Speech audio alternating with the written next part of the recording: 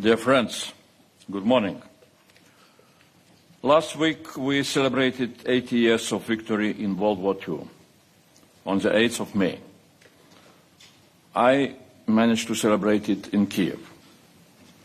And today, what we need to remember, all of us here present, who work on defense in the European Union and member states, NATO and industry, and my dear friends from Ukraine. We all need to remember that victory in World War II was not only a victory of armies, it was also a victory of factories. And the same is true today. Peace through strength will come from production power and brain power. To stop Putin, we need to produce more. We need to innovate more, and we need to do that together, in the European Union and with Ukraine. Dear friends from Ukraine, ministers, leaders of the defense industry, I am very glad you are here. Last week we met with some of you in Kiev. And we not only celebrated the end of war. The next day, the 9th of May, we also celebrated the beginnings of European unity, 75 years ago, with the Schuman Declaration. Soon, Ukraine will join our European family. And already now we are joining together EU and Ukrainian defense industry. That is what this forum is all about. Stepping up support for Ukraine is a key priority of the White Paper on European defense we presented last month. Support for the defense of Ukraine, with ammunition, air defense, training and equipment, and better access to our EU space assets. The European Union and its member states are the biggest supporters of Ukraine, with 100 billion euro in aid during 3 years of the war, including nearly 50 billion euro in military aid. But that is only 0.1% of European GDP. It is clear we can and we need to do much more. And it's not enough just to spend more. As President von der Leyen said last week, we need to move from a logic of aid to a logic of integration of our defense industries. We need a fusion of EU scale and production capacity with Ukrainian energy, talent and ambition. I often ask the rhetorical question, who is integrating with whom? Ukraine can benefit from EU production capacity and financial resources, and state-of-the-art technologies, armored platforms, fighter jets, air defense batteries. But Ukraine's industry is fast, is modern, is able to produce unique products. That is why the European Union will also benefit massively. First, from lower production costs. Ukraine produces excellent modern weapons, quickly, at half the price it costs here. So for EU member states, it's 2 for the price of 1. Your advertising slogan could be twice the bang for your buck. Second, the EU can learn from Ukraine's surge in defense industry. A real big bang from 1 billion euro production capacity in 2022 to 35 billion euro production capacity last year. A big bang of 35 times. And third, we can learn from Ukraine's innovative power. The Ukrainian defense industry is young, dynamic, and the most innovative in Europe, maybe even in the world. And the successes of the Ukrainian defense industry are spectacular. Last week in Ukraine, I could see for myself the spectacular work on drones and artificial intelligence, learned at an enormous cost on the battlefield, a cost that cannot be expressed in money, and for which we in the European Union must be forever grateful, because Ukraine is defending Europe. And in the future, when Europe will need to take the whole responsibility for the defense of the European continent, Ukraine will be the most important part of the new European security architecture.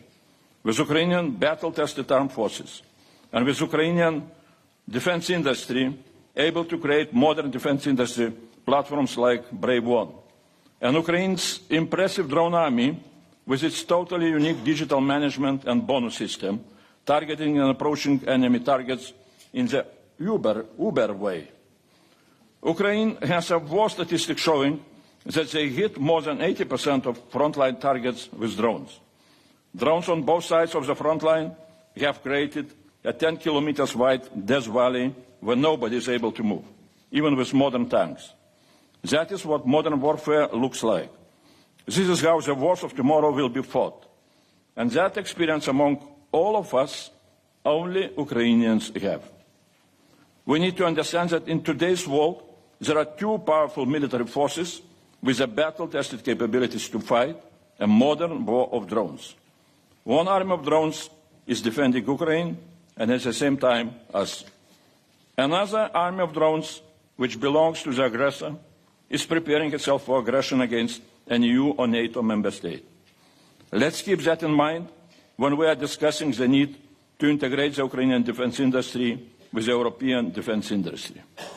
Who is going to integrate with whom? Who needs that integration more, Ukraine or Europe? My answer, Europe. Several member states are already buying weapons in Ukraine, with Ukraine, and for Ukraine. The Danish model, investing in Ukraine's defense industry to defend Ukraine. Sweden and Iceland have joined this initiative. There is a need for Europeans not only to buy weapons from Ukraine and for Ukraine. There is a clear need for Europeans to buy technologies, know-how of production, and of management systems from Ukraine for our own European defense industries. In preparation for the possibility of Russian aggression against EU member states, we cannot in advance procure millions of drones for our defense and keep them in our stockpiles, because they would become obsolete very quickly. But we need to learn from Ukraine how to create a drones production and operation infrastructure, which in the case of aggression would be able to immediately ramp up production of drones, with the capability to permanently and urgently modernize so the enemy cannot start to learn how to jam or intercept our drones. It is good that a lot of big European companies are investing directly into Ukraine. Rheinmetall to produce military vehicles, air defense, ammunition. Thales to produce radar, electronic warfare products. KNDS, maintenance and repair on tanks, guns and vehicles. Nammo, artillery and mortar rounds. Polish Armaments Group is working with Ukraine. So are Saab and Leonardo. The foundations are here. We now need to build on these foundations. Foundations like ASAP and EDIRPA, two massively successful programs to ramp up production and improve cooperation. ASAP boosted armor production from 300,000 rounds in 2023 to an expected 2 million rounds in 2025. EDIRPA mobilized 11 billion euros of investment, 35 times the original 300 million euro we put in. We are now scaling up these successes and extending them to Ukraine with the European Defence Industry Programme, EDIP. EDIP will provide grants for joint procurement, and EDIP's Ukraine Support Instrument will provide grants for Ukrainian defence production. We need to have the Ukraine Support Instrument in action and with an ambitious budget to support Ukraine, to support the integration of our defence industries. Putin will not wait for us to agree on EDIP. Member States now need to agree their negotiating positions before the summer.